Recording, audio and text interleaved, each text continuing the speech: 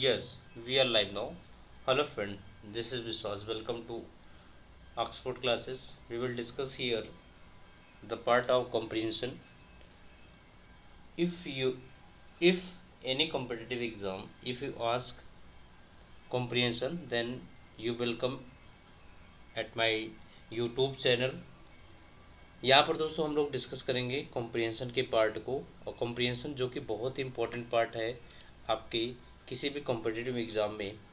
चाहे आप एसएससी की तैयारी कर रहे हो, चाहे आप बैंकिंग की प्रिपरेशन कर रहे हो, या एनी अदर कॉम्पिटिटिव एग्ज़ाम, अगर आपसे कॉम्प्रिहेंशन पूछता है तो आपको स्वागत है। जैसे ही आपका कॉम्प्रिहेंशन इम्प्रूव होता है दोस्तों, ध्यान रखना, जैसे ही आपका ये कॉम्प्रिहेंशन इम्प्रूव होता है, इस कॉम्प्रिहेंशन के साथ साथ इसी के साथ साथ हम क्लोज टेस्ट इंक्लूड करेंगे। ध्यान रखना दोस्तों, क्लोज टेस्ट इंक्लूड करेंगे, और क्लोज टेस्ट के बाद हम PQRS को इंक्लूड करेंगे, जिससे कि पूरा बेहतर सेशन आपको मिले। लेकिन फ़िलहाल अभी इस क्लोज टेस्ट और PQRS को समझने से पहले हम अपनी जो बेस है, जो न्यू है, वो स्ट्रॉन्ग कर लें। उस न्यू को स्ट्रॉन्ग करने का एक ही तरीका दोस्तों कि आप डेली हमारे साथ जुड़े और इस कॉम्प्रिहेंशन को इम्प्रूव करें। इस गेटिंग पॉइंट। तो आइए स्टार्ट करते हैं सेशन को बिना देरी किए हुए। Is that clear? आप डायरेक्शन को रीड कर सकते हैं। Read the given passage carefully and answer the question that follow. Certain words are printed in bold to help you locate while answering some of the questions. Is that clear? तो ये आपको कुछ instruction दिए गए हैं, तो confusion बिल्कुल ना रहे दोस्तों। ये सेशन ध्यान रखना, जो रीडिंग कॉम्प्रिहेंशन का सेशन है, ये सेशन आपको डेली शाम को 8 बजे, डेली आपको 8 PM पर ये मिलेगा, और आपका स्वागत है इस सेशन में, अगर आप इम्प्रूव करना चाहते हो अपने कॉम्प्रिहेंशन को। Is that clear? चलिए स्टार्ट करते हैं। पहले कुछ हमारे पैसेज में आए हुए कुछ कठिन शब्द हैं, है ना, उनको हम एक पेन पेपर पर नोट कर लेंगे, जिससे कि हमारा जब हम पैसेज को रीड कर रहे हो तो ये वर्ड हमारे लिए थोड़ा सा बाधित न बने। Is that clear? First word है, बहुत अच्छा वर्ड है, बार बार आपसे पूछा भी गया है, आप इसको नोट भी कर सकते हैं। जब भी हमारे साथ जुड़िए विद पेन पेपर के साथ जुड़िए, है ना दोस्तों। चलिए, stammering. Stammering that is a word to speak with difficulty. जब आप, है ना, जब डिफ़िकल्टी रूप से बोलते हैं तो उसे हम स्टैमरिंग कहते हैं। अगर हम इसके सिनोनिम्स की बात करें, ध्यान रखना दोस्तों, स्टैमरिंग के सिनोनिम्स की बात करें तो ये होता है जैसे कि हम हकलाना जिसे कहते हैं। तो हकलाने का मतलब है कि आप स्पष्ट रूप से, टू से समथिंग अनक्लियर, है ना। तो अनक्लियर के लिए बोलने के सेंस में आता है एक आर्टिकुलेट। ध्यान रखना, बहुत अच्छा वर्ड बता रहा हूँ अभी। तो ये आर्टिकुलेट, ये ARTICULATE, आर्टिकुलेट मीन्स होता है to speak very well, to speak very well, very well, है ना, आर्टिकुलेट, ये इसका एंटोनिम बनेगा। लेकिन अगर हम बात करेंगे स्टैमरिंग के सेंस में तो ये होगा इनआर्टिकुलेट, इनआर्टिकुलेट। ठीक है दोस्तों, इसका मतलब होता है कि to speak not very well, to speak not very well. ठीक है दोस्तों, तो ये आपका होता है इनआर्टिकुलेट, है ना। ध्यान रखना दोस्तों, बहुत अच्छा वर्ड है, तो ये आपका सिनोनिम्स बनेगा। Is that clear? कोई दिक्कत, कोई परेशानी यहाँ तक नहीं होनी चाहिए, है ना। समझ में आ रहा है दोस्तों? Is that clear? चले, अच्छा, एक आध दो सिनोनिम्स और नोट कर सकते हैं आप, एक दो सिनोनिम्स और नोट कर सकते हैं। जैसे जैसे होता क्या है, इलोक्वेंट, है ना, ELOQUENT। इलोक्वेंट क्या होता है? क्लियर एंड स्पष्ट बोलना। बहुत अच्छा वर्ड लिखा रहा हूँ, आप लोग नोट कर लीजिएगा, क्लियर एंड स्पष्ट बोलना। अब इसी के पहले हम इन लगा दें, इन, इनलोक्वेंट, इसी के पहले इन लगा दें तो इनलोक्वेंट हो जाएगा। जिसका मतलब अस्पष्ट बोलना। Is that clear? समझ में आ गया दोस्तों? तो इसे अनवोकल कह सकते हैं, टंगलेस कह सकते हैं, वॉइसलेस कह सकते हैं, that is stammering. Now is that clear? Yes. Next word है इनकॉर्पोरेटेड। इनकॉर्पोरेटेड नॉट इंक्लूडेड, यानी इंक्लूडेड इनकॉर्पोरेटेड जो कॉर्पोरेटेड में हो, है ना, जैसे शामिल किया गया हो। तो इनकॉर्पोरेटेड मतलब शामिल करना, इनकॉर्पोरेटेड मतलब क्या हो जाएगा? शामिल करना, इंक्लूड करना, इंट्रोड्यूस करना। Is that clear?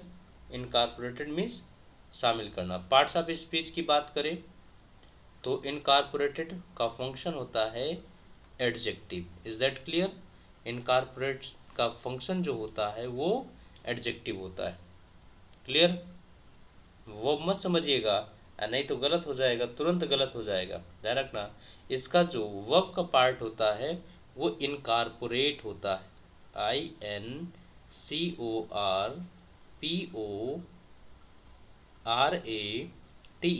ये पार्ट है वर्ब का, इनकॉर्पोरेट। और जब ये एडजेक्टिव का काम करता है तो इनकॉर्पोरेटेड बनता है। ध्यान रखना दोस्तों, इनकॉर्पोरेटेड, इनकॉर्पोरेटेड। और जब हम वर्ब का parts of speech as a adjective के रूप में यूज करते हैं तो इस एडजेक्टिव का फंक्शन होता है पार्टिसिपल। और पार्टिसिपल में कौन सा पार्टिसिपल हो जाएगा? Past participle. क्या बात समझ में आ रही है? हमारी बात समझ में आया? जो इतनी बातें बता रहे हैं दोस्तों, नोट करिएगा हर एक वर्ड, और बहुत बेहतरीन वर्ड है, ध्यान रखना। नेक्स्ट वर्ड है फ्रीट। नेक्स्ट वर्ड है फ्रीट। फ्रीट का मतलब क्या है? फ्रीट, टू बी वरीड, बहुत ही चिंतित होना, है ना, चिंतित होना। फ्रीट का मतलब क्या हो गया? बहुत ही चिंतित होना। A state of nervous or irritate concern. A state of nervous, is that clear? Not able to relax, चिंता प्रकट करना। अगर फ्रीट की हम बात करें पार्ट्स ऑफ स्पीच का, तो ये फंक्शन में नाउन होता है। फंक्शन में क्या होता है? नाउन होता है, चिंता प्रकट करने की बात कर रहा है। Is that clear? The state of nervous or irritate concern. Is that clear? कोई दिक्कत परेशानी यहाँ पर? अब नर्वस कब होते हैं? नाराज, है ना? जरा बताएं। जब आप पूरे तरीके से, है ना, एजिटेट होते हैं। एजिटेट सिनोनिम्स की बात करें, एजिटेट, है ना, एजिटेट। इसी से जुड़ा हुआ आपका रिपल भी होता है, हालांकि रिपल, एजिटेट अच्छा वर्ड है। रिपल भी आप नोट कर सकते हैं, RIPPLE, नर्वस होना, है ना, इरिटेट होना। Is that clear? इसी को हम इरिटेट भी कहते हैं, इरिटेट। तो इन सारे वर्ड को आप नोट कर सकते हैं, फ्रीट। नेक्स्ट वर्ड है मैनिफेस्ट। मैनिफेस्टो आपने सुना होगा दोस्तों, है ना, मैनिफेस्टो आपने सुना होगा। मैनिफेस्ट का मतलब क्या होता है? जैसे किसी चीज़ को बताना, है ना, जाहिर करना, ठीक, आउटवर्ड करना, किसी प्रोवाइड एविडेंस फॉर, मैनिफेस्ट होता है ना, किसी चीज़ को, जैसे हम इसे कम्युनिकेट कह सकते हैं या डिक्लेयर कह सकते हैं। डिक्लेयर, डिक्लेयर किस पे ध्यान रखना, ए होता है ना। किसी चीज़ को हम डिस्प्ले कर सकते हैं, डिस्प्ले, या किसी को डिमॉन्स्ट्रेट कर, ये सब सिनोनिम्स से ध्यान रखना, डिमॉन्स्ट्रेट कर सकते हैं। ठीक है दोस्तों, समझ में आ रही बातें, है ना। रिवील कर सकते हैं, रिवील कर सकते, ये सब सिनोनिम्स में आएंगे, नोट कर लीजिएगा। रिवील कर सकते हैं। Is that clear? कोई परेशानी दिक्कत? चलें, नेक्स्ट एंड लास्ट वर्ड है फ्लुएंसी। फ्लुएंसी तो जानते हैं, ये रो गेटिंग वेरी वेल। फ्लुएंसी, अरे फ्लुएंट जानते हैं, फ्लुएंसी तो जानते हैं भाई, कहते हैं ना बहुत लोग फ्लुएंसी बोली। Skill in speaking and writing, skill in speaking and writing, यानी कि a state of having mastery of or proficiency in a skill, sorry for interruption, a state of having mastery of और proficiency in a skill, यानी किसी चीज़ में आप proficiency हैं, निपुण हैं, दक्ष हैं, कुशल हैं। इसी को आप कह सकते हैं वर्टिसो, बहुत अच्छा वर्ड लिखा रहे हैं, VIR, sorry for interruption, VIRTUOSITY,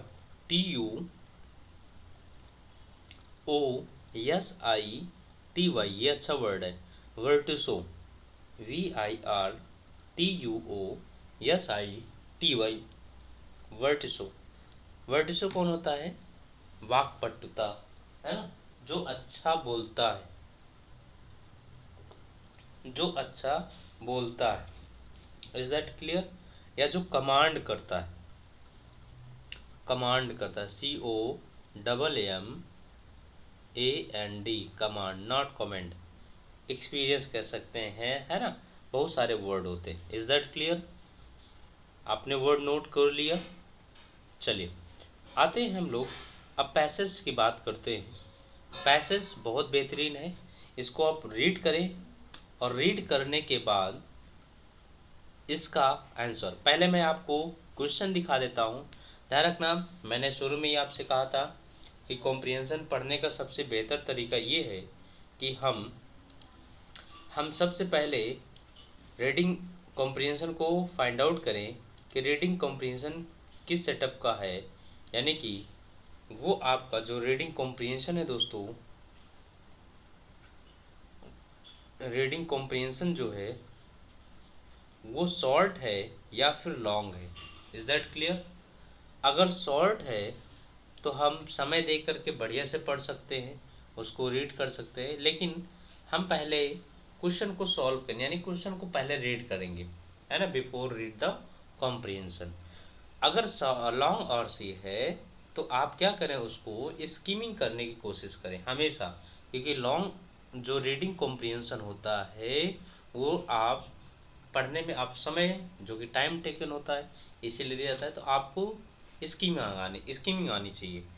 skimming कैसे करना है ये हमारे साथ आप लगातार जुड़े रहिए, ये स्कीमिंग आपको बेहतरीन हो जाएगा और हम बीच बीच में बताते चलेंगे कैसे स्कीमिंग की जाती है। Is that clear?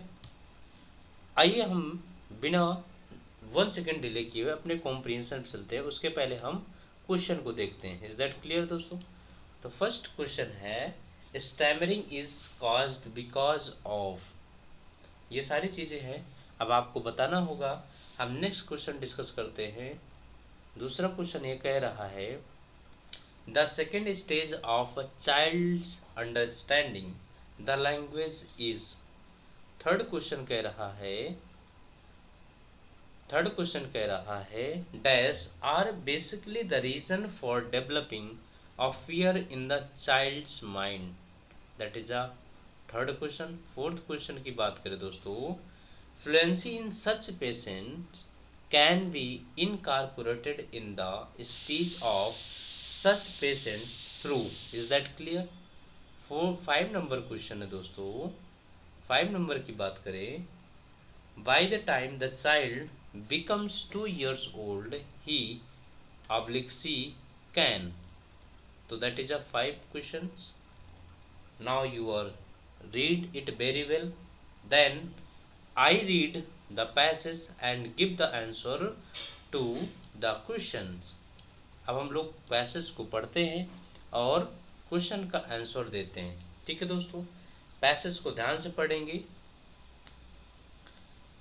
Start word stammering से।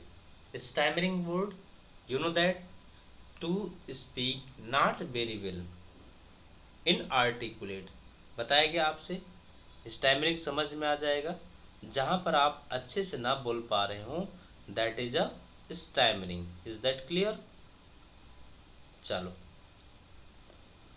अब हम लोग देखते हैं, कह रहे हैं हकलाना is a habit disorder.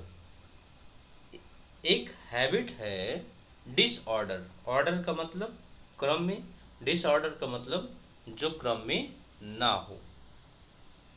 Linked with lack of self confidence, is that clear? आपको एक क्वेश्चन का आंसर मिल गया। जो लिंक्ड विथ जुड़ा हुआ होता है लैक ऑफ सेल्फ कॉन्फिडेंस, यानी कि ऐसा लगता है कि आपके पास सेल्फ कॉन्फिडेंस यानी कि स्वयं की जो क्षमता है, बिलीव है, विश्वास है ना, वो उसमें कमी है, लैक ऑफ सेल्फ कॉन्फिडेंस। ये बात सही है। जब कभी कभी आपको कोई बात पता नहीं होती है तो वहाँ पर लैक ऑफ कॉन्फिडेंस ही होता है और हम उस बात को क्लियरली नहीं कह पाते। Is that clear?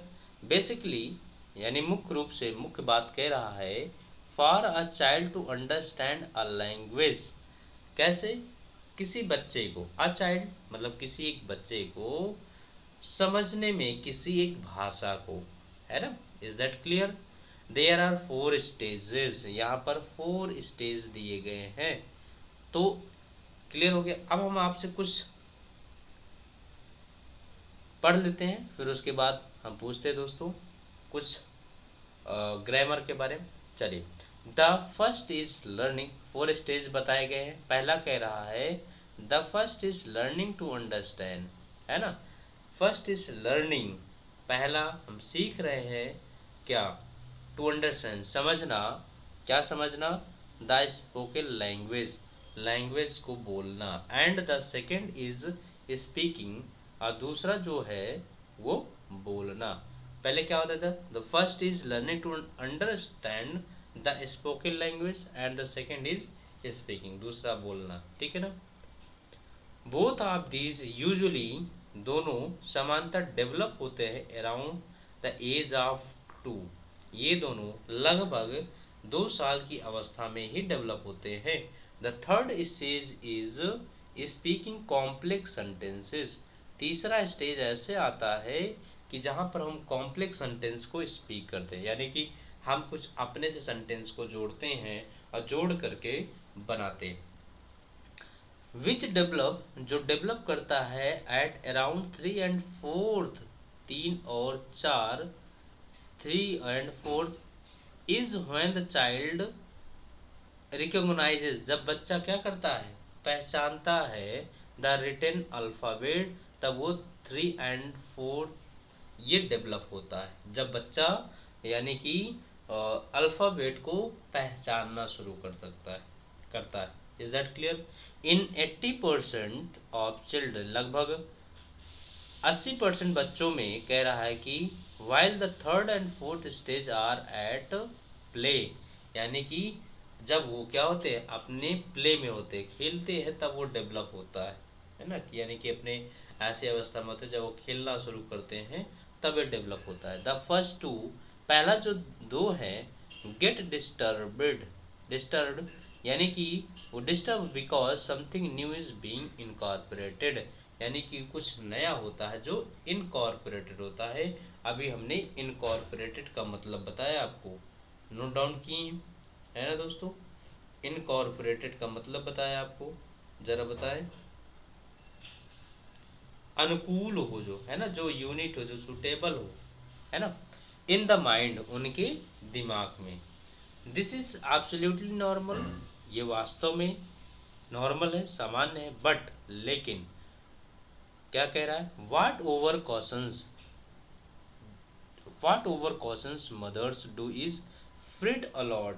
Fret a lot का मतलब, फ्रिट मतलब बताया आपको, फ्रिट का मतलब क्या बताया गया दोस्तों? जरा आप बताएं, कमेंट बॉक्स में लिखते चलिए। इसीलिए मैंने कहा था कि सारे वर्ड को आप बेहतर तरीके से नोट कर लें, और जितना अच्छा वर्ड को नोट कर लेंगे उतना ही अच्छा आपका कमांड बढ़ता चलेगा, अन्यथा आप कंफ्यूज हो चलेंगे।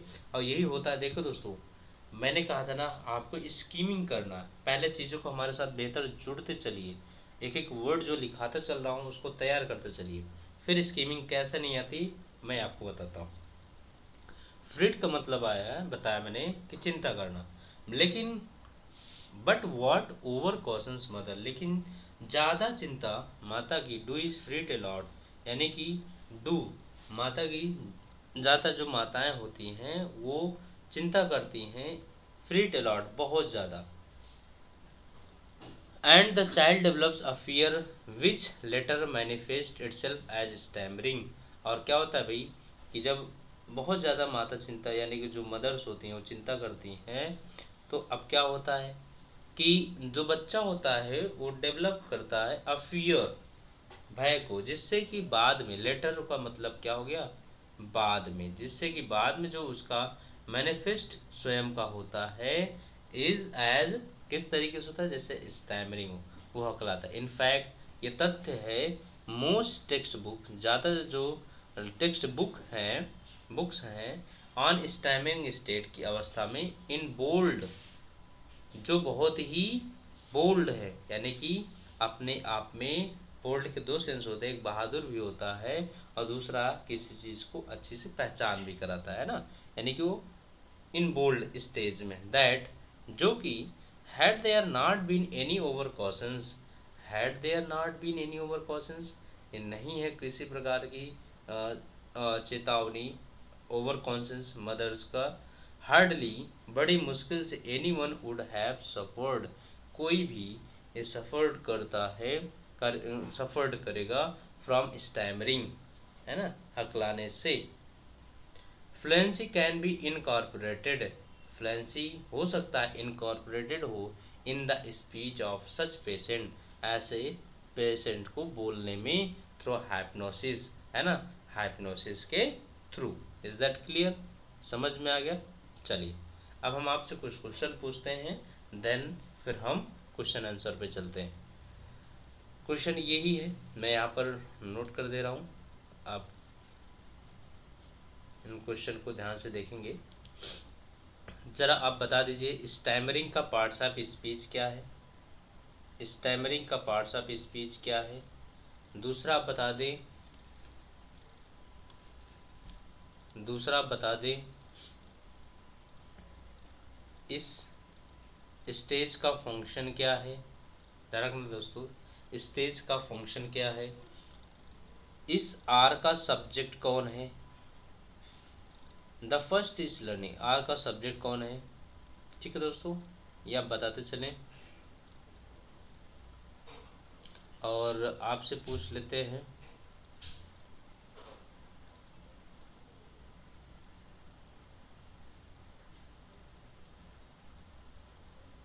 चलिए अल्फ़ा, यहाँ पर अल्फ़ाबेट का फंक्शन बता दें, यानी रिटर्न का भी फंक्शन बता दें, और आप बता दें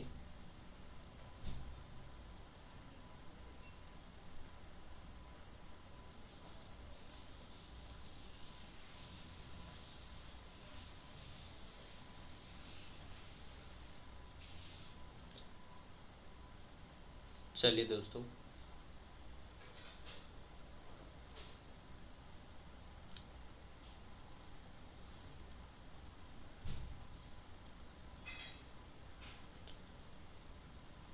ठीक है, आप इतने फंक्शन बताएं, इतने फंक्शन से बताएं।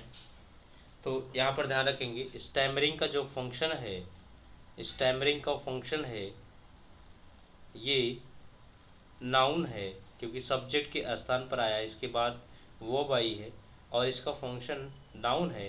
लेकिन देखेंगे तो ये वर्ब से बना हुआ, और वर्ब की फर्स्ट फॉर्म में आईएनजी लगाने से जो भी फॉर्म हम बनाते हैं वो आपका एक बनता है पार्टिसिपल, दूसरा आईएनजी। तो यहाँ पर हम सब्जेक्ट के रूप में यूज करते हैं पार्टिसिपल को, है ना, ध्यान रखेंगे दोस्तों।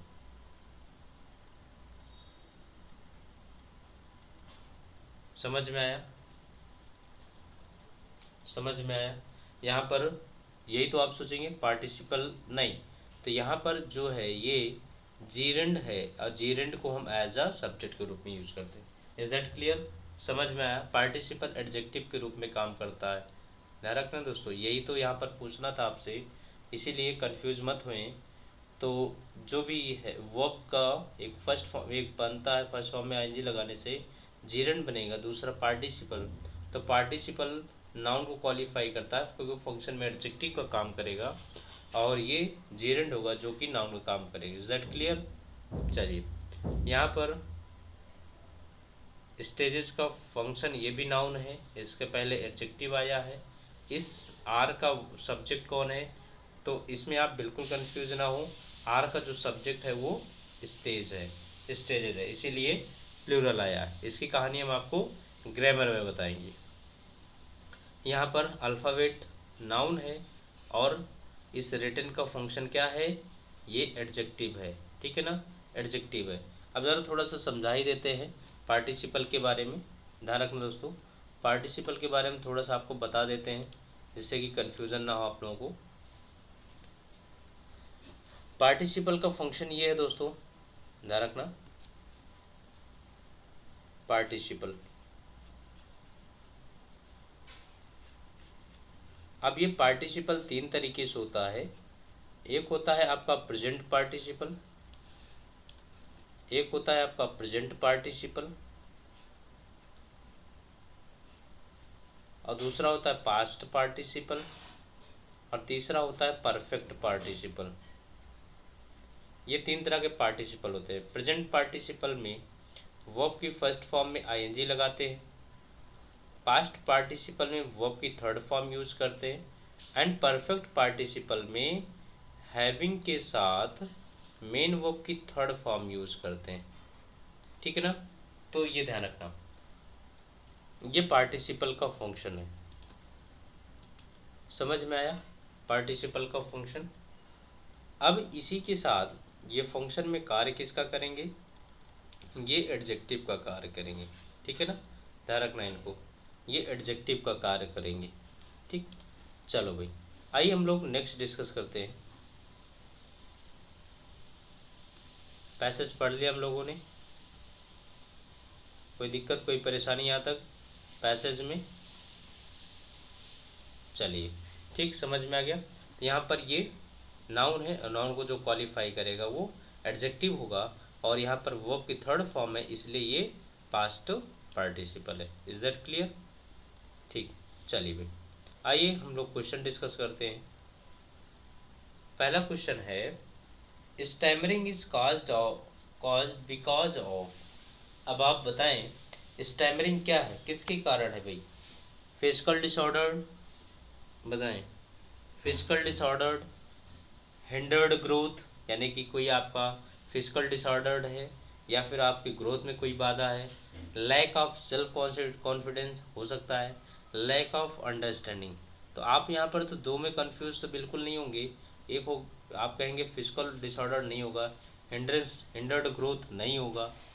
अब यहाँ पर lack of confidence and lack of understanding, यही बात है दोस्तों, जरा बताइए। लैक ऑफ अंडरस्टैंडिंग का मतलब ये दोस्तों, कोई बात बताई जा रही है, उसको आप समझ नहीं पाए, बस इतनी सी बात है, यही तो कहना चाह रहे हैं ना। तो यहाँ पर ये बात नहीं होगी। यहाँ पर आप बात को समझ रहे हैं, लेकिन उसके लिए आपके पास कॉन्फिडेंस नहीं है ना, किसी चीज़ को बोलने में। समझ रहे हैं लेकिन बोल नहीं पा रहे हैं, तो वो आपका सेल्फ कॉन्फिडेंस की कमी। Is that clear. तो third is the correct answer. Next question, the second stage of a child's understanding the language is, क्या है सेकेंड स्टेज। अगर आपने बेहतर तरीके से पढ़ा होगा तो सेकेंड स्टेज क्या होता है, आप child understanding the language is क्या है, तो बताया गया रीडिंग है, नहीं रीडिंग तो नहीं है भाई, लिसनिंग है। सेकेंड स्टेज में लिसनिंग बिल्कुल नहीं होगा। रेटिंग नहीं, स्पीकिंग होगा। सेकेंड स्टेज में बच्चा क्या करता है, वो लैंग्वेज को स्पीक करता है। Is that clear. चलिए नेक्स्ट क्वेश्चन की बात करें। Dash are basically the reason for develops a fear in the child's mind, है ना, कह रहा है भाई are basically the reason for developing a fear in the child's mind, बच्चे के दिमाग में मूल रूप से विकसित होने वाले एक भय का कारण क्या है। Parents over cautious mothers, fathers, uncles, क्या है दोस्तों, बहुत ज़्यादा माँ की, यानी कि ओवर कॉशंस मदर, ठीक है, पेरेंट्स नहीं, है ना, माँ की जिक्र किया है, फादर्स का भी नहीं, अंकल्स का भी नहीं, माँ की जिक्र किया है, यानी over cautious mothers are basically the reason for developing a fear in the child's mind. Is that clear. सच बात है। अगर कभी कभी होता क्या है कि अ, आपकी माँ बहुत ज़्यादा केयर करते, तो कहीं ना कहीं एक रीज़न बन जाता है कि आपके अंदर डर पैदा करने का, कहीं ऐसा ना हो जाए, कहीं वैसा ना हो। Is that clear? चलो नेक्स्ट की बात करें, फोर्थ नंबर क्वेश्चन की। Fluency in such patient can be incorporated in the speech of such patient through. Fluency यानी कि जो आपका बोलने की कुशलता है, ऐसे पेशेंट में कैन बी इनकॉर्पोरेटेड हो सकता है बोलने में, ऐसे पेशेंट के थ्रू। तो क्या हो जाएगा? हाइप्नोसिस। यस, इसी की जिक्र कर रहा है भाई, patients through hypnosis, not slap punishment, बिल्कुल नहीं, हाइप्नोसिस होता है। सम्मोहन कह सकते हो, यानी कि आप एकदम ध्यानमग्न हो जाए और कुछ बोलने में आप असमर्थ हो। Is that clear? Next and last question for this session. By the time, इस समय the child becomes 2 years old. अब बच्चा क्या हो गया? इस समय बच्चा 2 साल का हो गया है। he या she can speak complex sentence, only understand spoken language, understand and speak simple language, write the alphabets। जब 2 years ओल्ड हो गया है तो बच्चा क्या करेगा बताए, ये स्टेज में बताएगा। तो आपको लिखना होगा understand and speak simple language. वो बोलना शुरू करेगा है ना, और समझना शुरू करेगा एक आसान भाषा में। अंडरस्टैंड करेगा और स्पीक करेगा सिंपल है। स्पीक कॉम्प्लेक्स नहीं, ये तो आपको नेक्स्ट स्टेज में बताया। ओनली अंडरस्टैंड स्पोकन लैंग्वेज नहीं। राइट द अल्फाबेट अभी नहीं भाई, ये स्टेज आगे की बात कर रहा है। अभी सिर्फ और सिर्फ understand and speak simple language. Now is that clear? समझ में आया दोस्तों? सेशन कैसा लगा जरा बताएं आप। समझ में आया? यस। तो समझ में बिल्कुल आएगा और बेहतर तरीके से आएगा। जैसे कि हमने आपसे प्रॉमिस किया है कि अभी तो हम कॉम्प्रिहेंशन सीख रहे हैं दोस्तों। कॉम्प्रिहेंशन के साथ साथ हम आपको क्लोज टेस्ट सिखाएंगे। क्लोज टेस्ट के साथ साथ PQRS भी सिखाएंगे। लेकिन इस कॉम्प्रिहेंशन में क्या करना है आपको, हमारे साथ लगातार जुड़े रहना है। अगर आप लगातार जुड़े रहेंगे तो आपको सॉरी फॉर इंटरप्शन, कैसे आपको शॉर्ट पैसेज पढ़ने हैं, कैसे लॉन्ग पैसेज करने हैं,